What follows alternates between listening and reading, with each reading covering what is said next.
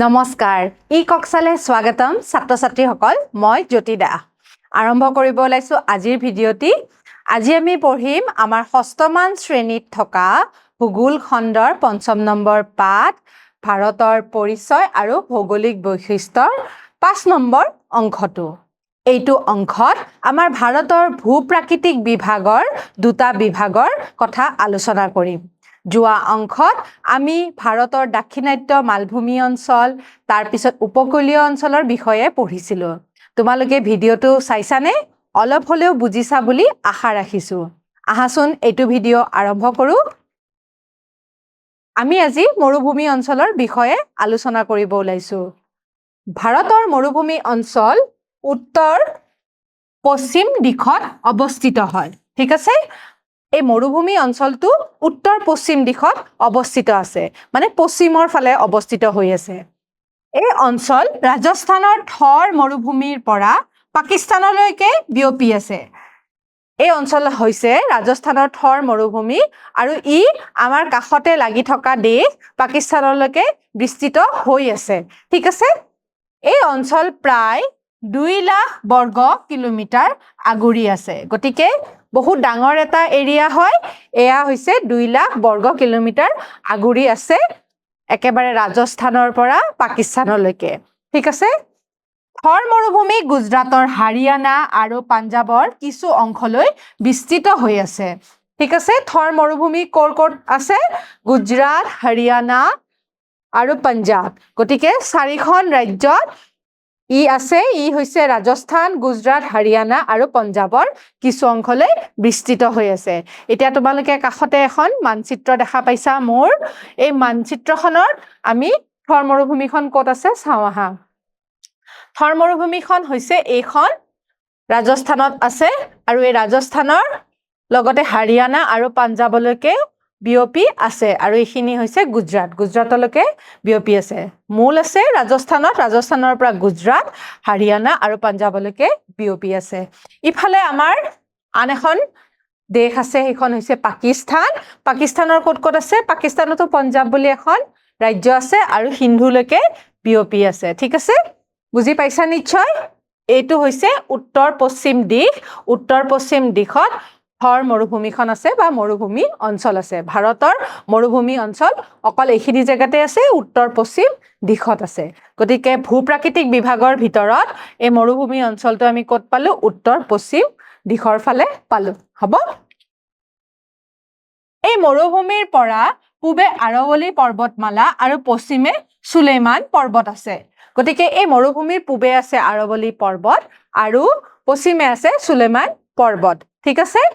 এই মৰুভূমিত বাৰ্ষিক বৰষুণৰ পৰিমাণ 10 পৰা 50 সেন্টিমিটাৰ হে হয় গতিকে বৰষুণৰ পৰিমাণ একেবাৰে কম যিদৰে আমাৰ অসমত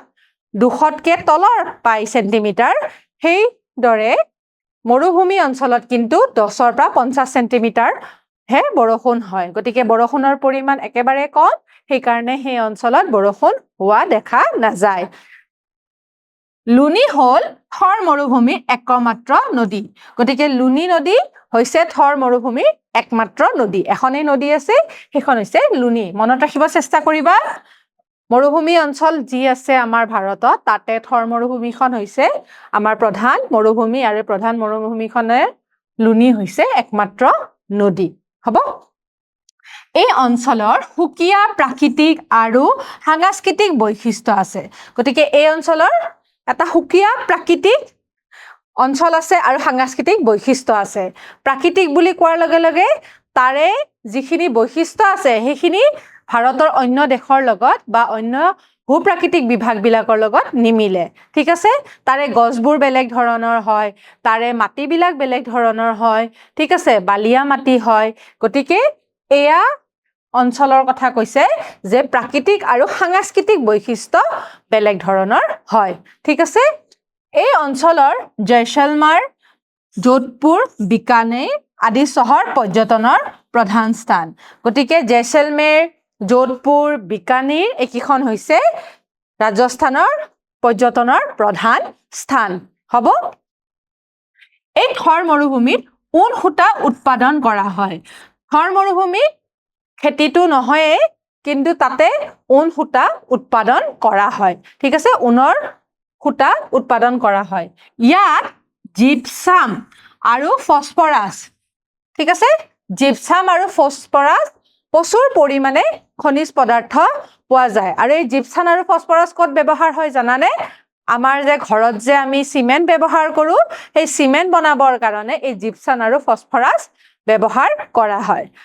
জিপসাম আৰু ফসফৰাছ প্ৰচুৰ পৰিমাণৰ খনিজ পদাৰ্থ পোৱা যায় এতিয়া এইখন হৈছে ৰাজস্থানৰ এটা সাংস্কৃতিক দলৰ নৃত্য ঠিক আছে গতিকে তাৰে মানুহবিলাক দেখিবলৈ অলপমান বেলেগ ধৰণৰ হয় আৰু তাৰে যিবিলাক সাজসজ্জা হয় সেইবিলাকো আমাৰ বেলেগ ৰাজ্যবিলাকতকে বেলেগ দেখা যায় ঠিক আছে এতিয়া আমি দ্বীপ অঞ্চলৰ বিষয়ে আলোচনা কৰিম মৰুভূমি অঞ্চলৰ বিষয়ে তোমালোকে নিশ্চয় বুজি পালা দ্বীপ অঞ্চলনো কি চাওঁ আহা ভাৰতৰ সাগৰীয় দ্বীপসমূহক এনেদৰে শ্ৰেণীভুক্ত কৰা হৈছে গতিকে যিবোৰ দ্বীপ অঞ্চল আছে তাক আমি কি ভাগত ভাগ কৰিছো লাক্ষাদ্বীপ দ্বীপপুঞ্জ যিটো আছে আৰৱ সাগৰত ঠিক আছে আৰৱ সাগৰত থকা লাক্ষাদ্বীপ দ্বীপপুঞ্জ হৈছে এটা দ্বীপ অঞ্চল ঠিক আছে তাৰ পিছত আন্দামান আৰু নিকোবাৰ দ্বীপপুঞ্জ আকৌ আছে বংগোপসাগৰত গতিকে আমি দুটা দ্বীপপুঞ্জৰ কথা আলোচনা কৰিছো এটা হৈছে লাক্ষাদ্বীপ যিটো আছে আৰৱ সাগৰত আকৌ আন্দামান আৰু নিকোবাৰ দ্বীপপুঞ্জ আছে বংগোপসাগৰত এইটো আছে পশ্চিমৰ ফালে আৰু এইটো আছে পূবৰ ফালে ঠিক আছে আন্দামান নিকোবাৰ দ্বীপপুঞ্জ প্ৰায় 300টা সৰু বৰ দ্বীপপুঞ্জৰ সমষ্টি গতিকে এই আন্দামান নিকোবাৰ দ্বীপপুঞ্জটো ডাঙৰ হয় গতিকে তাতে 300টা সৰু বৰ দ্বীপপুঞ্জৰে গঠিত হয় মানে 300টা সৰু বা ডাঙৰ মিলি পেলাই আন্দামান নিকোবাৰ দ্বীপপুঞ্জটো গঠিত হৈছে ঠিক আছে আনহাতে লাক্ষাদ্বীপ দ্বীপপুঞ্জ 37টা প্ৰবাল দ্বীপেৰে গঠিত হয় গতিকে লাক্ষাদ্বীপ যিটো দ্বীপপুঞ্জ আছে হেতু তাতে কিমানটা আছে 36টা দ্বীপেৰে গঠিত এটা দ্বীপপুঞ্জ হয় বুজি পালা দুটা দ্বীপপুঞ্জ আমাৰ আছে লাক্ষাদ্বীপ আৰু আন্দামান নিকোবাৰ ইংৰাজীত আইল্যান্ড বুলি কয় হেয়া দ্বীপ অঞ্চল হৈছে আমাৰ লাক্ষাদ্বীপ দ্বীপপুঞ্জ আৰু আন্দামান আৰু নিকোবাৰ দ্বীপপুঞ্জ আমাৰ ভাৰতৰ পূবে আৰু পশ্চিমে আছে হ'ব দ্বীপ অঞ্চল বুলি ক'লে আমি এতিয়া যদি মানচিত্ৰখনত চাওঁ কোনখিনি হ'ব চাওঁ আহাচোন আমাৰ ভাৰতৰ আৰৱ সাগৰত আছে এইফালে আৰৱ সাগৰত এইখিনিত আছে কি লাক্ষাদ্বীপ দ্বীপপুঞ্জ আনহাতে বংগোপসাগৰত আছে আন্দামান নিকোবাৰ দ্বীপপুঞ্জ তোমালোকে মানচিত্ৰখনত চাবাচোন তোমালোকে আন্দামান নিকোবাৰ আৰু লাক্ষাদ্বীপ দ্বীপপুঞ্জটো দেখা পাইছানে নাই আৰু এয়া হৈছে ভাৰত মহাসাগৰ আৰু এখন হৈছে শ্ৰীলংকা গতিকে এইফালে আছে পশ্চিমে আছে কি লাক্ষাদ্বীপ আনহাতে বংগোপসাগৰত আছে পূবে আছে আন্দামান নিকোবাৰ দ্বীপপুঞ্জ হ'ব পোৰ্ট ব্লেয়াৰ হৈছে আন্দামান আৰু নিকোবাৰৰ দ্বীপপুঞ্জৰ ৰাজধানী গতিকে আন্দামান নিকোবাৰৰ দ্বীপপুঞ্জৰ ৰাজধানী হৈছে পোৰ্ট ব্লেয়াৰ হ'ব এই দ্বীপপুঞ্জসমূহে ভাৰতৰ দ্বীপ অঞ্চল গঠন কৰে গতিকে দ্বীপ অঞ্চলৰ কথা কৈছিলো যে এই দ্বীপ অঞ্চল কোনে গঠন কৰে এই দ্বীপপুঞ্জসমূহে গঠন কৰে বুজি পাইছা নহয় এই অঞ্চল পৰ্যটনৰ বাবে বিখ্যাত হয় পৰ্যটনৰ বাবে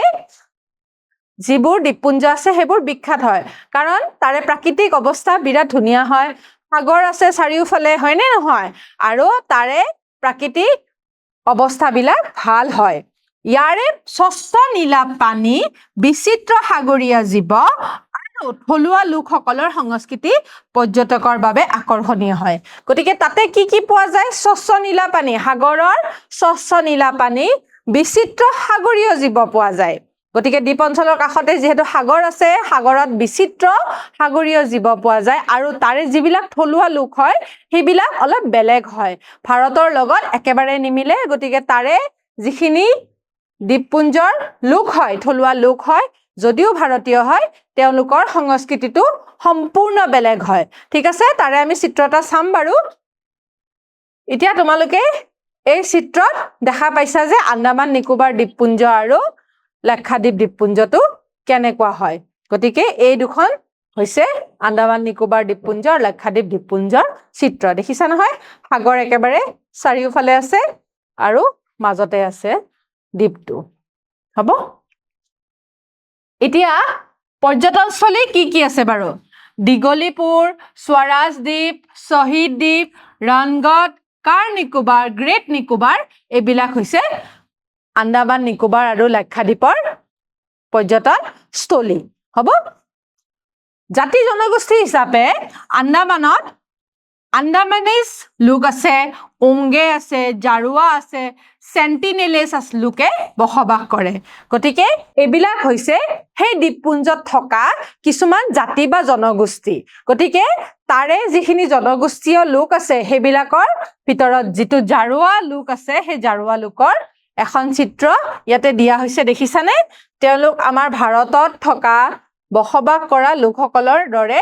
নহয় যেন লাগিছে নাই তোমালোকে এই মানুহখিনিক দেখিছানে এওঁলোক হৈছে আদিবাসী মানুহ জনজাতীয় মানুহ তেওঁলোকৰ যিবিলাক সাজ সজ্জা হয় সেইবিলাকো অলপ বেলেগ ধৰণৰ হয় ঠিক আছে এইবিলাক হৈছে জাৰুৱা জনগোষ্ঠীৰ লোক ভাৰতৰ প্ৰাকৃতিক বৈচিত্ৰ্য যেনে মালভূমি সমভূমি মৰুভূমি উপকূল দ্বীপ পৰ্বত নদীয়ে বৈচিত্ৰ্যৰ মাজৰ সমন্বয়েৰে ভাৰতৰ অৰ্থনীতি সমাজ সংস্কৃতি আৰু জীৱন প্ৰণালী গঢ় দিয়ে গতিকে ভাৰতত বিভিন্ন প্ৰাকৃতিক বৈচিত্ৰ্য আমি দেখা পালো মালভূমি আছে সমভূমি আছে পৰ্বত আছে নদী উপত্যকা আছে উপকূলীয় অঞ্চল আছে এইবিলাকে কি কৰে বৈচিত্ৰ্যৰ মাজতে সমন্বয় ৰাখি আমাৰ ভাৰতৰ যিটো অৰ্থনীতি আৰু সমাজ সংস্কৃতি হেতু গঢ় দি আছে ঠিক আছে এতিয়া আমি পৰিবেশৰ প্ৰকৃতি আৰু মানুহৰ সম্বন্ধৰ বিষয়ে আলোচনা কৰিব লৈছো ভাৰতৰ বিভিন্ন ভৌগোলিক অঞ্চলত পৰ্বত সমভূমি মালভূমি আদি বিভিন্ন ভৌগোলিক বৈশিষ্ট্য আছে গতিকে ভৌগোলিক অঞ্চলত পৰ্বতৰ কথা জানিলো আমি মালভূমিৰ কথা জানিলো আমি সমভূমিৰ কথা জানিলো আমি উপত্যকাৰ কথা জানিলো এনেকুৱা বহুতো ভূপ্ৰাকৃতিক বিভাগ আছে এইবোৰৰ ফলত হিমশীতল হিমালয়ৰ পৰা উষ্ণ থৰ বনভূমিলৈকে উষ্ণতাৰ পাৰ্থক্য দেখা যায় গতিকে আমি ভূপ্ৰাকৃতিক বিভাগৰ কথা গমেই পালো যিবিলাক আমাৰ উত্তৰৰ পাৰ্বত্য অঞ্চল আছে হিমালয় আছে এই হিমালয়ৰ যিখিনি উষ্ণতা তাতে বৰফ পৰে হয়নে নহয় কিন্তু তাৰ পৰিৱৰ্তে যিটো আমাৰ থৰ মৰুভূমি আছে তাতে উষ্ণতা বেছি আছে আনহাতে দাক্ষিণাত্য মালভূমিৰো উষ্ণতা বেলেগ হয় আমাৰ উত্তৰৰ সমভূমি অঞ্চলৰ লগত দ্বীপ অঞ্চলৰো উষ্ণতা বেলেগ হয় গতিকে তাতে আমি বহু ধৰণৰ পাৰ্থক্য দেখা পাওঁ প্ৰাকৃতিক অৱস্থাৰ এনে ভিন্নতাৰ বাবে মানুহৰ মাজত খাদ্য সাজ পোছাক সমাজ সংস্কৃতি আৰু জৈৱনশৈলীক প্ৰভাৱিত কৰে যাৰ ফলত ভাৰত এখন বৈচিত্ৰ্যময় দেশ হৈ পৰিছে গতিকে প্ৰাকৃতিক যিবিলাক অৱস্থা আছে সেই অৱস্থাৰ ওপৰতে ভিত্তি কৰি মানুহৰ যিবিলাক সাজপাৰ আছে আহাৰ আছে বাসস্থান আছে সকলো বেলেগ বেলেগ ধৰণৰ হয় গতিকে